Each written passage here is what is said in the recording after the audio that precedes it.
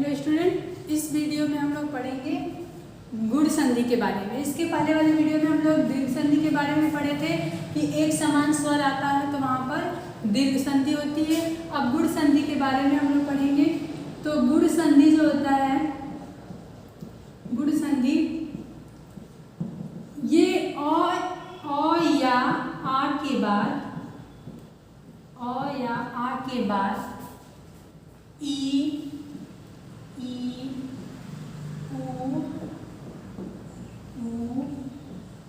री आता है तो क्रमशः ए ओ और अर हो जाता है, अर हो जाता है। यानी इसमें दीर्घ संधि में क्या था कि अ आ ई उ के बाद समान स्वर आते थे। दीर्घ संधि में समान स्वर आते थे ना। और गुण संधि में क्या है कि अ या आ के बाद, अ या आ के बाद असमान स्वर, यहाँ समान स्वर था गुण संधि, दीर्घ संधि में। और गुण संधि में क्या है कि अ या आ के बाद असमान स्वर ई बी उ री आए तो क्रमशः अ के बाद ई आएगा तो ए हो जाएगा, अ के बाद उ आएगा तो ओ हो जाएगा, और अ के बाद अगर री आएगा तो अर हो जाएगा। ठीक है, चलिए उदाहरण देख लेते हैं हम लोग। जैसे है सुरेंद्र, ठीक है, तो इसका हम संधि विच्छेद करेंगे तो होगा सूर्य प्लस इंद्र। यानी यहाँ अ है, कुछ नहीं है तो कोई मात्रा नहीं है तो अ है ना, तो यहाँ का अ प्लस ई बराबर ए। अ के बाद ई आएगा तो ए हो जाएगा। ठीक है, ऐसे ही महेश, महेश, तो ये होगा महा प्लस ईश बराबर महेश। तो यहाँ इसमें क्या मिलेगा, आ प्लस ई बराबर ए ही होगा। ठीक है, इसके बाद और उदाहरण का देख लेते हैं। जैसे है महोत्सव,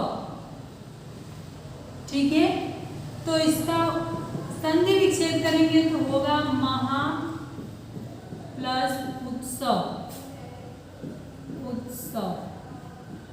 ठीक है, इसमें क्या मिला, यहाँ मिला अ और इसका शुरू वाला अक्षर जो है उ है, अ प्लस उ बराबर ओ, ओ का मात्रा लगा है ना महोत्सव में। ठीक है, ऐसे ही देव महर्षि लिखा हुआ है, महर्षि, तो इसका होगा महा प्लस ऋषि।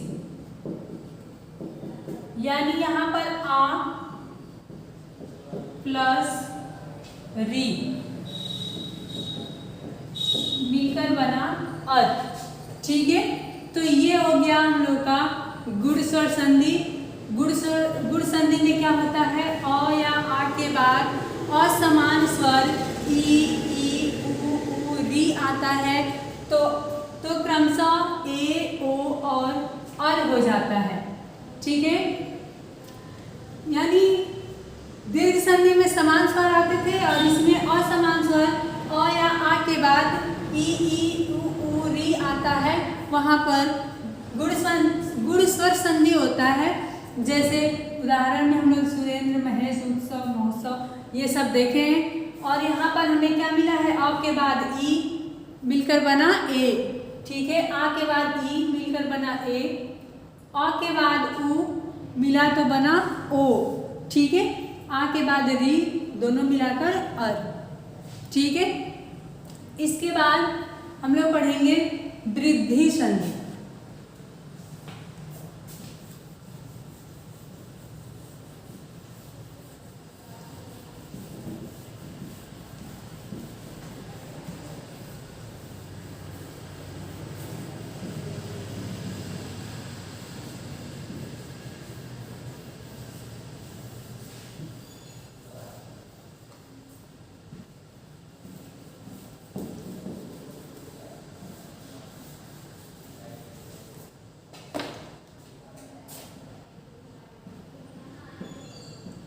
वृद्धि संधि।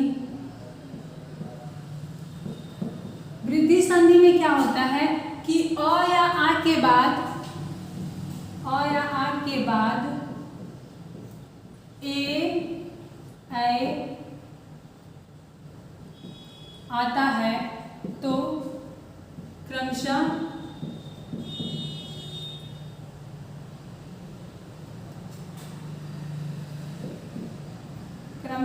ऐ और औ हो जाता है,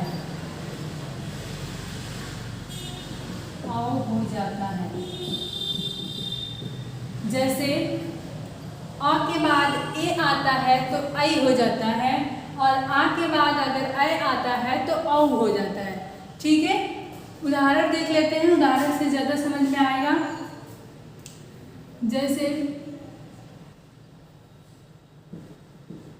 एका एक,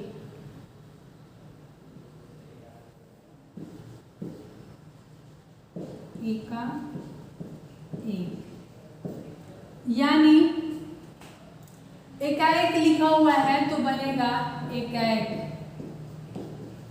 ठीक है, यानी यहाँ अ आ यहाँ ए मिलकर बना ऐ। ठीक है, इसको हम लोग ऐसे भी लिखते हैं। बात समझ में आया?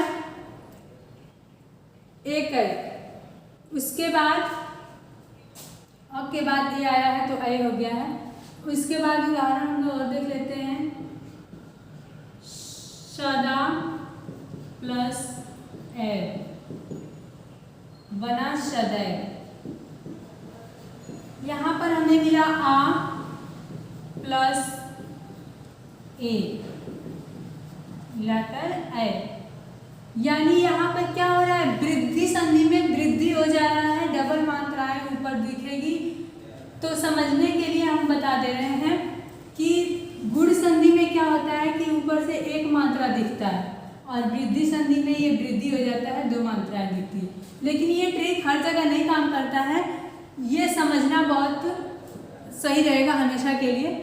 यानी यहाँ अ और यहाँ अ के बाद ए आए तो ऐ हो जाता है।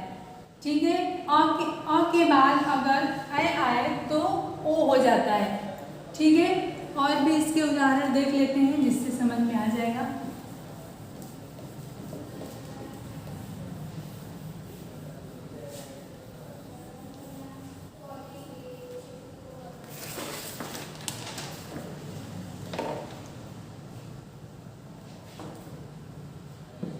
परमौज। ठीक है, महाऔषधि।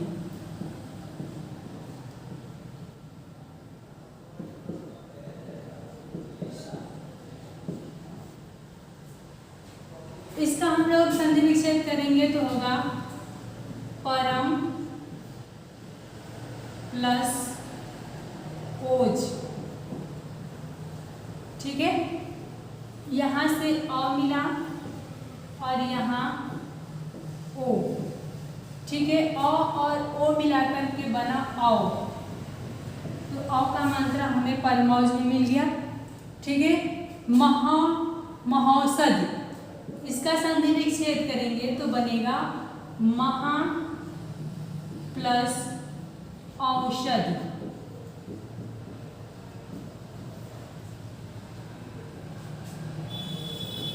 यानी यहाँ पर मिला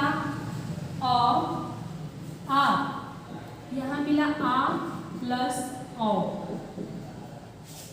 जब यहाँ पर औ है ही, इसमें आप जोड़ेंगे तभी तो वही रहेगा ना, तो बनेगा औ।